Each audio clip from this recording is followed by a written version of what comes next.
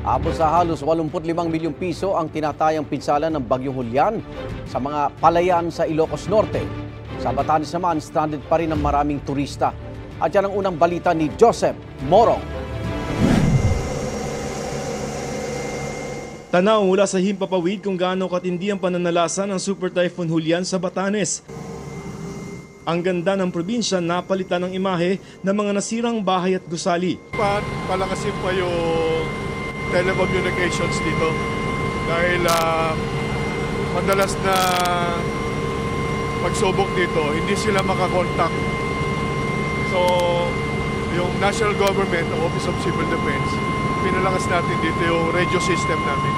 Ang ilang residente gusto munang umalis sa Batanes dahil nasira ang kanilang kabuhayan. Wala pa po kami kasing income muna, so habang wala pa yung power, pero eventually pag bumalik yung power, babalik din po kami dito.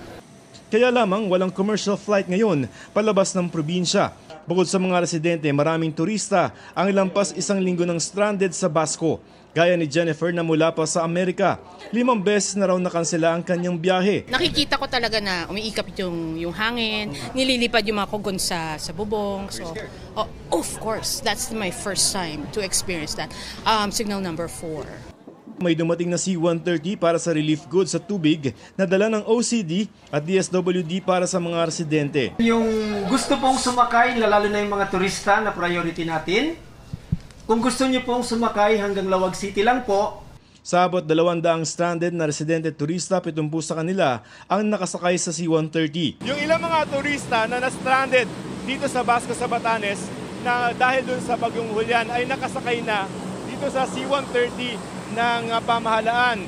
At ito ay hindi muna dediretso ng Maynila, kundi sa Lawag muna at doon na muna sila maghahanap ng mga biyahe pa uwi sa kanilang mga probinsya. Meron din naman na iwan pa ng mga turista dito sa Batanes na nag-aabang pa rin ng masasakyan.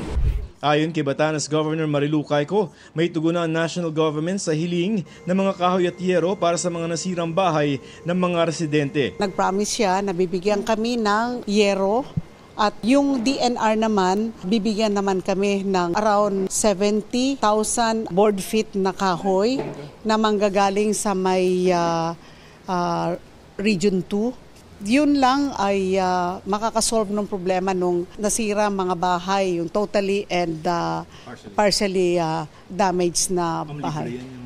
Libre po. Malaki rin ang danyos ng Bagyong Julian sa Ilocos Norte.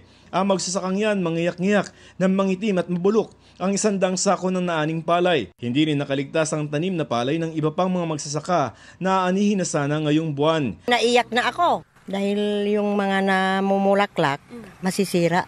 Halos 85 milyong piso ang halaga ng pinsala ng bagyo sa mga palayan sa probinsya. We're hoping na with the recent typhoon damages ay maliit lang na epekto. Pagdating naman sa supply ng kuryente, base sa monitoring ng Ilocos Norte PDRMO, tanging bayan na lamang ng Adams ang may mga bahay na hindi pa naibabalik ang supply. Umaasa ang provincial government na maibalik ang 100% na supply ng kuryente sa probinsya bago mag-weekend. Ito ang unang balita, Joseph Morong para sa GMA Integrated News.